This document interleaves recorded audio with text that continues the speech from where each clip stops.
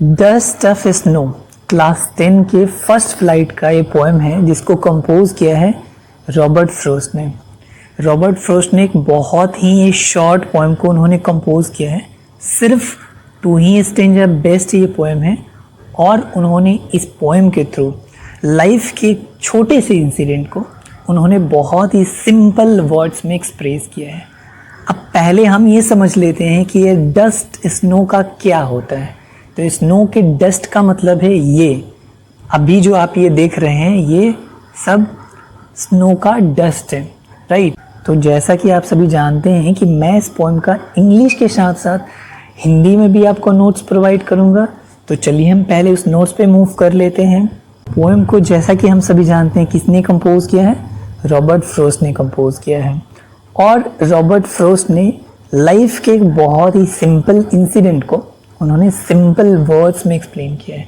तो होता कुछ ऐसे है कि टाइम होता है विंटर का और रॉबर्ट फ्रॉस्ट जिन्होंने की पोएम को लिखा है वो बहुत ही उदास होते हैं, बहुत सैड रिग्रेटिंग मूड में होते हैं और वो एक हेमहॉक ट्री के नीचे बैठे हुए होते हैं और उसी ट्री पे एक क्रो भी बैठा होता है। यहाँ पर जो हेमहॉक ट्री है जो कि एक कांटेदार ट्री है, एक पॉइजनस ट्री है, यहाँ पे वो एक सिंबल है सैडनेस का। ठीक नेचर में भी वैसा ही सिचुएशन है जैसा कि पोइट का मूड होता है, काफ़ी रिग्रेटिंग सैड मूड में होते हैं। तो सडनली ऐसा होता है कि जो क्रो होता है जो कि उस ट्री पे बैठा होता है वो उस ट्री को हिला देता है, जिसकी वजह से क्या होता है कि जो डस्ट होते हैं स्नो के, जो फुहारे होते हैं बर्फ़ के, क्योंकि जितने भी ट्री हैं वो बर्फ़ से ढके पड़े हुए होते हैं, बर्फ़ की इन छोटी फुहारों से।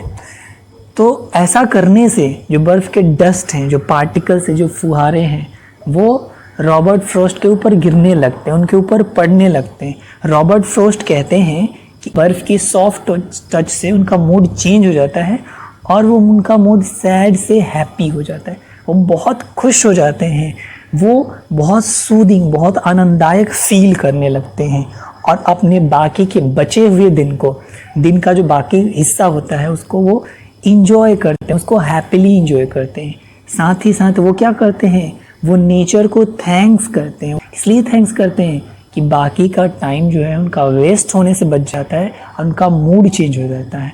तो इस पोएम से हम ये समझ सकते हैं कि कभी कभी हमारी लाइफ में एक छोटा इवेंट ही हमारे मूड को चेंज कर देता है, हमारी थिंकिंग को चेंज कर देता है, यहाँ तक कि हमारी जीने के तरीके को भी चेंज कर सकता है, राइट। तो ये पोएम है। अब हम हिंदी, इसका जो हिंदी नोट्स है हम उस पर मूव करते हैं। तो ये हिंदी नोट्स है, यहाँ पे भी सेम वही चीज़ मैंने पुट करा है, राइट। यहाँ से मैंने टू द पॉइंट मैंने स्टेप वाइज करके इस चीज़ को रखा है। इससे ये फ़ायदा होगा कि इसको इंग्लिश के साथ साथ हिंदी में समझने में बहुत अच्छा होगा। तो यहाँ पे हमारी पोएम जो है वो कंप्लीट हो जाती है, इसका नोट्स कंप्लीट हो जाता है।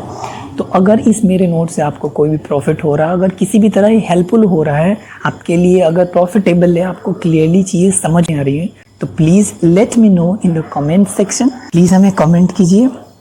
Thank you all.